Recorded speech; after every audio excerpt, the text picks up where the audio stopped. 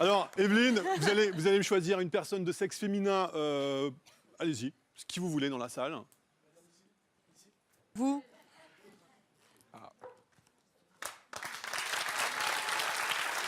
Merci Evelyne. Excellent choix. Bonjour, ça va bien? Alors, on va se mettre ici. Je vais vous demander, s'il vous plaît, quel est votre prénom? Fabienne. Fabienne, très bien. Hop, Fabienne, fermez les yeux, détendez-vous, vous écoutez ma voix, vous vous laissez aller complètement, respirez un grand coup. Je vais vous montrer à vous ce qui va se passer. Ici, nous avons ce qu'on appelle... Ça va, Fabienne? Ça va bien se passer, hein, Fabienne, d'accord? Alors, non, vous inquiétez pas. Alors, Fabienne, dans un petit instant, je vais ouvrir le carnet. Enfin, c'est vous qui allez ouvrir le carnet. Et dans ce carnet, c'est ce qu'on appelle le carnet. Voilà, il y a plein de choses dessus. Par exemple, là, elle peut penser au film Titanic, hein, comme on en parlait tout à l'heure avec Clément. En général, quand on demande le film préféré à une personne féminine, c'est Titanic, voire Dirty Oh, les Dancing. clichés!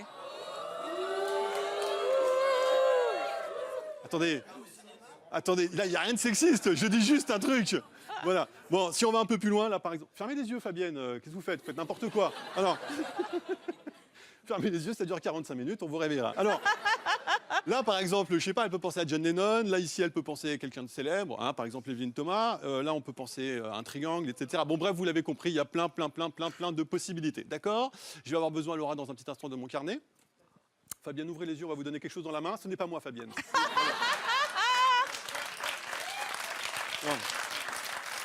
Non, c'est sexiste. Alors, fermez les yeux, ouvrez les yeux. Fabienne, je vais faire défiler comme ça, vous m'arrêtez quand vous voulez. Vous me dites stop quand vous voulez. Stop ici. Je vais vous demander de regarder Fabienne. C'est bon, vous l'avez vu? Oui. Ok. Vous vous en rappellerez? Ok, très bien. Je vais avoir besoin d'un petit carnet, Laura. Je vais essayer de maintenant mentaliser Fabienne. Laura, notre assistante réalisatrice. Laura. Je précise aux téléspectateurs qui nous regardent qu'il n'y a aucun retour contrôle, ce qu'on appelle Ah oui. dans le jargon. On ne voit absolument pas ce qui se passe. Donc, naturellement, notre mentaliste n'a pas pu voir le mot qui était écrit sur son carnet magique. Voilà. Fabienne, c'est bon? Vous avez quelque chose en tête? Ok. On y va, c'est parti. Bon. Quand je fais ça, ça serait bien de faire un petit truc un peu comme si... Okay. Attends, on y va? Alors, on dirait que je pue de la gueule, là. Allez, on y va, c'est parti. On se concentre, Fabienne, concentrez-vous. Regardez-moi. Ok, c'est bon, je l'ai. Il y a des poils, c'est un animal, c'est ça? Ok, très bien. Putain, je suis vraiment le meilleur. Alors, tu peux partir, t'as perdu, c'est fini. Alors, on y va, Fabienne, je vous écoute. Quel est l'animal auquel vous avez pensé? Le panda. Pardon? Le panda. Alors, reviens, Clément, reviens. Panda? Attendez. Evelyne. Ok, c'est pas le panda, mais c'est presque pareil. C'est le taureau. Voilà, alors... Vous devriez voir la tête d'Evelyne Thomas. Elle est en train de se dire, non seulement il s'est trompé, mais en plus, apparemment, il n'a pas été scolarisé. Hein, Evelyne, hein, c'est ça? Non, Mais, autant vous le dire, c'est rédhibitoire chez moi. Hein. Quand on m'envoie un SMS avec une faute d'orthographe, c'est no way. Hein. Même si je vous augmente? Oh, ben grave. Vous venez dans mon bureau et tout? Ah oui, je préfère moins. Ok, alors j'ai pas vraiment fini, en fait. Parce que j'avais un problème de marqueur. En fait, je termine. Regardez. Voilà. Pectoraux. Voilà. Parce qu'en fait, j'ai un tatouage sur mes pectoraux. Est-ce que ça vous ferait plaisir? Fabienne? Ça vous ferait plaisir? Oui, de voir? Elle a dit, allez-y, c'est une coquine. On y va, c'est parti. Challenge! Plus fort! Bienvenue à l'enterrement budgétaire de Fabienne!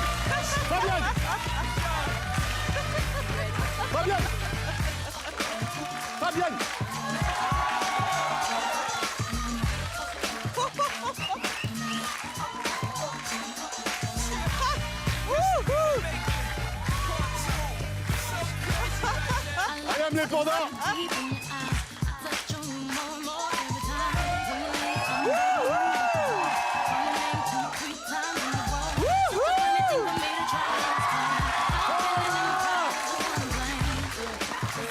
Mettez-vous bien face à la caméra. Je ne sais pas si la caméra a vu.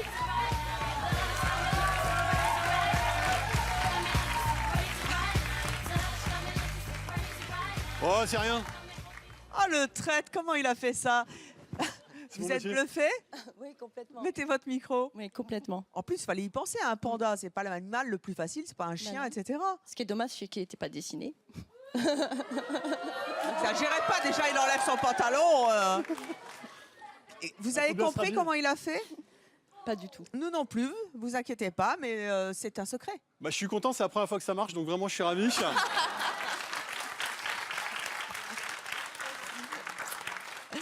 Merci, Fabienne, Fabienne. allez s'asseoir, on va garder le micro. Giorgio, retournez à votre place. On va commencer par vous, Giorgio. Giorgio, vous avez 44 ans, vous êtes marié, vous avez 3 enfants, vous habitez Paris. C'est quoi le mentalisme? Le mentalisme, c'est l'observation des autres. L'empathie, si vous êtes observateur, si vous avez de l'empathie, vous êtes mentaliste. Alors, je suis mentaliste. Oui, absolument. Mais vous lisez dans mes pensées? Je peux lire dans vos pensées, je peux surtout essayer de prédire ce que vous allez faire à condition qu'on ait un protocole ensemble. Ayons un protocole. Oui, Moi, je pense là. La même chose que moi. En même temps, ça va avec l'affiche, hein, adopteunmentaliste.com, c'est pas mal, pourquoi pas. Voilà. Sans rire, c'est quoi être un mentaliste? C'est lire dans les pensées, c'est un don ou c'est du travail? C'est que du travail.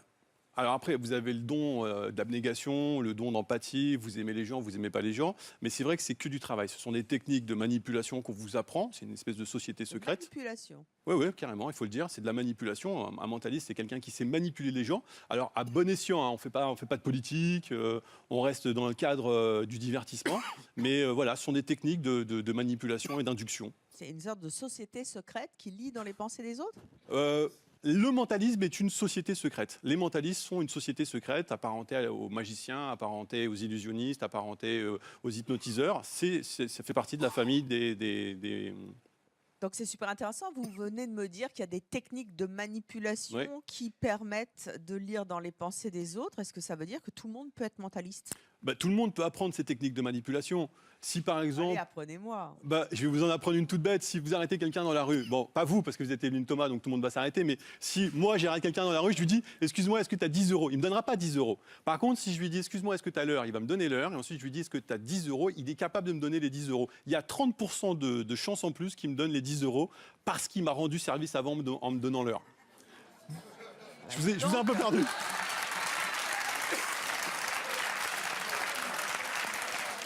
Il a retiré sa montre, il veut pas donner l'heure. Est-ce qu'il y a une technique de manipulation qui permet à un employé d'obtenir une augmentation de son patron?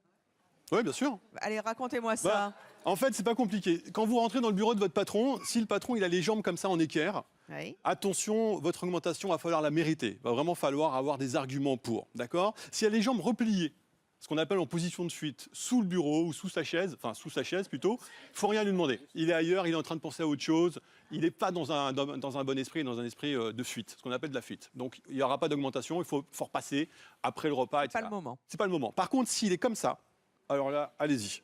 Et alors, Alors là, allez-y.